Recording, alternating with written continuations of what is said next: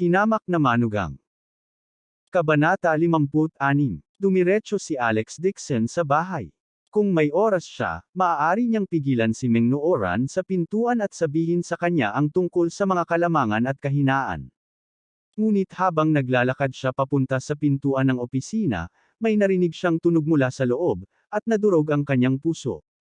Mukhang huli na siya. Ayaw magdulot ng gulo ni Alex Dixon, kaya tumayo siya sa pintuan at tumingin sa loob. Nakita ni Alex Dixon si Mark Lewis na may mabangis na tingin. Inakay niya ang 4 na security guard na tumayo sa harap ng desk at hinampas ng malakas ang mesa. Sumigaw siya, "Kung matino ka, ibalik mo sa akin ang pera. Hindi bababa sa kahit 1 sentimo. Kung hindi, gagawin kong isang sirang gusali itong building mo bukas." Sa likod ng mesa ay nakaupo ang isang nasa katanghaliang gulang na lalaki na may parisukat na mukha. May peklat ng kutsilyo sa kaliwang noo, at 2 malalakas na lalaki ang nakatayo sa likuran niya. Nang matapos si Mark Lewis sa paghampas sa mesa, hahakbang na sana ang 2 malalakas na lalaki, ngunit pinigilan ito ng medyo may edad na. Umiti siya at tumangala kay Mark Lewis. Bumuga siya ng smoke ring na parang walang nangyari. Umiti siya at sinabing, "Ikaw ang unang taong nang ahas na lumapit sa akin at magsalita tungkol sa paggiba ng isang gusali. Kapuri-puri ang iyong tapang."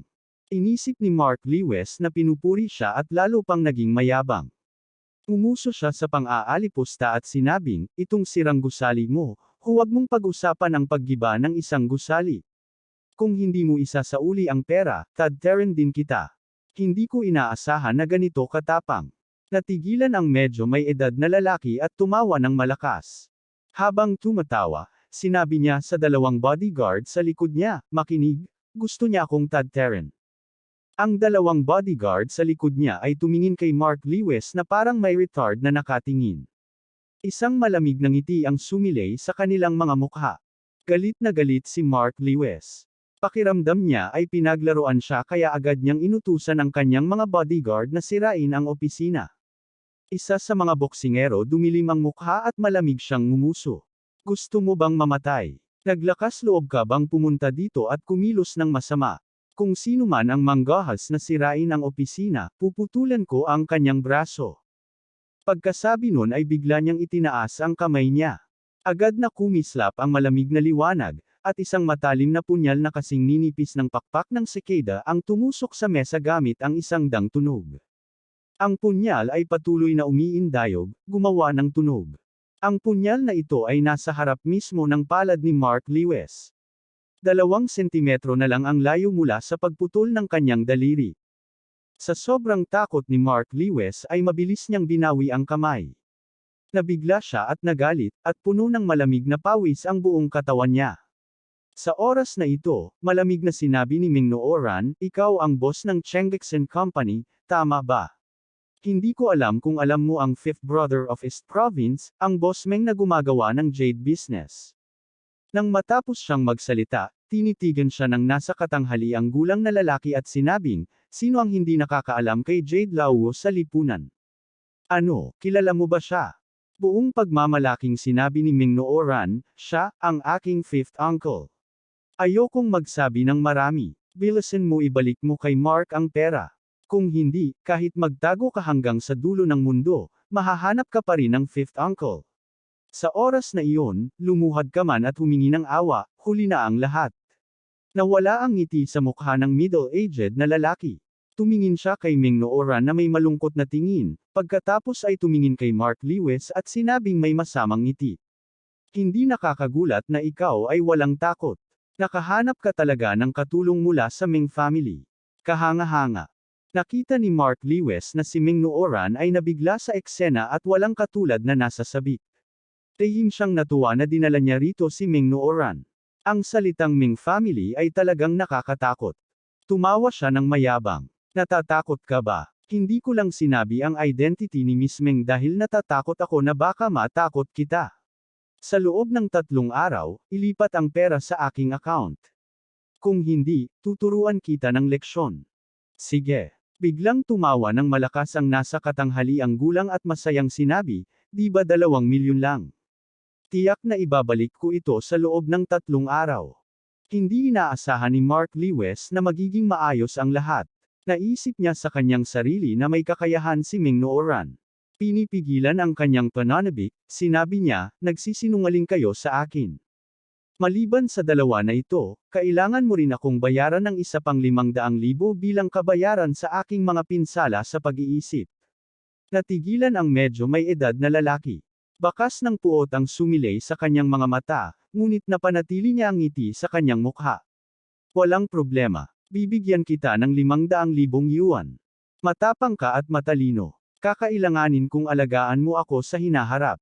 Kung tawagin mo akong kuya, ako na ang bahala sa iyo. Nadala na si Mark Lewis sa kanyang tagumpay at tumawa ng malakas. Sige, palabasan ang mga bisita. Tumayo ang middle-aged na lalaki at kumaway sa dalawang mandirigmang nasa likod niya. Makahulugan niyang sinabi, paalisin ng maayos sina Young Master Lewis at Miss Meng. Ito ay isang mahalagang panauhin. Tretuhin silang mabuti. Oo. Nakahinga rin ng maluwag si Alex Dixon na nasa labas ng pinto nang marinig ito. Tila naayos na ang usapan, at hindi na kailangan pang humakbang pa siya. Hindi niya inaasahan na ang pamilya Meng ay magkakaroon ng ganoon kagandang reputasyon. Ang fifth uncle lang ng pamilya Meng ay sapat na para matakot sa kanya ang nasa katanghaliang gulang na lalaki. Hindi katakataka na gusto ni Old Lady Lewis na mag-invest sa kanila ang pamilya Meng. Ito ay dahil gusto niyang magkaroon ng relasyon sa pamilya Meng. Bago lumabas si Mark Lewis ay bumaba muna si Alex Dixon. Ayaw niyang malaman ng mga ito na nandito siya. Mayabang na lumabas ng opisina si Mark Lewis. Sa sandaling lumabas siya, tuwang-tuwa niyang sinabi kay Ming Nooran, salamat sa pagsasalita mo para sa akin ngayon lang. Kung hindi, tiyak na madudurog ko ang opisina. Umiti si Ming Nooran at sinabing, ayos lang. Pinakamainam kung ang mga bagay ay maaayos ng mapayapa. Kung magsisimula tayong makipag-away, hindi maiiwasang makasakit ito ng mga tao. Naisip ni Mark Lewis na siya ay nagmamalasakit sa kanya at nasa mabuting kalagayan. Sa sobrang tuwa niya ay gusto niyang hawakan ang mga kamay nito. Mabait ka talaga sa akin. Salamat. Nang akmang hahawakan siya, matalinong binawi ni Ming Nooran ang kanyang mga kamay at nagkunwaring itinuro ang ibaba. Tara na. Naghihintay na ang driver sa ibaba. Okay. Hindi maitago ni Mark Lewis ang pananabik. Hindi niya nakitang sumimangot si Ming Nooran. Nakaupo si Mark Lewis sa kotse, excited at proud. Ngayon, gumawa siya ng isang malaking palabas sa kanyang sarili, lalo na sa harap ni Ming Nooran. Sa pagtingin sa kanyang sumasamba sa mga mata, naramdaman ni Mark Liwa na lumulutang siya sa hangin. Sinabi niya kay Ming Nooran, na nasa tabi niya, hayaan mong i-treat kita sa hapunan ngayong gabi. Magdaos tayo ng isang piging sa pagdiriwang. Ito. Medyo nag-alinlangan si Ming Nooran. Nakilala niya si Jane Lewis sa umaga at nag-iisip kung hahanapin siya sa gabi. Kung tutuusin, magkaibigan sila noon. Dapat akong magpasalamat sa iyo ng maayos, pagmamakaawa ni Mark Lewis. Nakita ni Ming Nooran ang tapat na saloobin ni Mark Lewis at nahirapan siyang tumanggi. Bahagya siyang tumungo.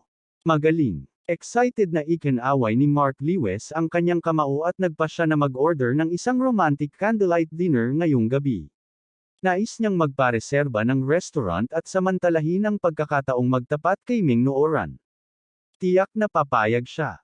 Habang nagde-daydream pa lang ay biglang nagpreno ang sasakyan. Tumama ang ulo ni Mark Lewis sa likod ng upuang nasa harapan niya at nagmura siya sa sakit, ayusin mo ang pagmamaniho.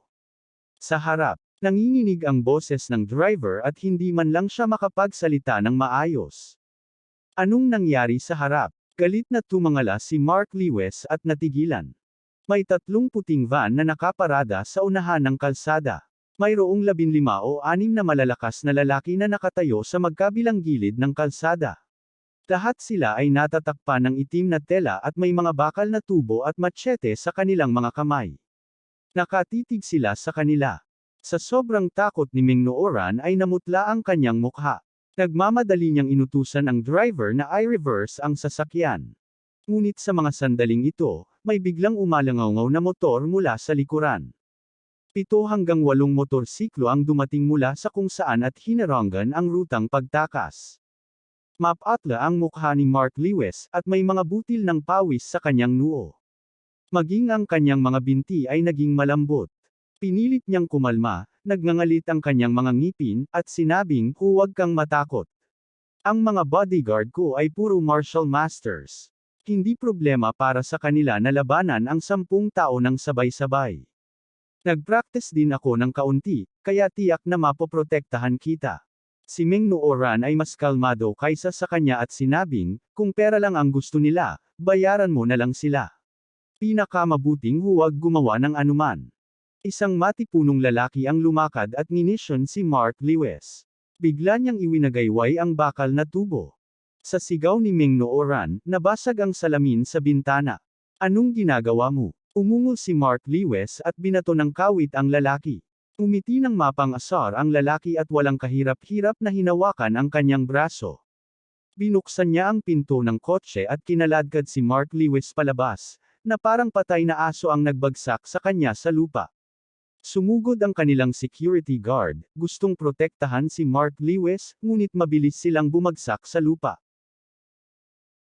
Abangan ang susunod na kabanata.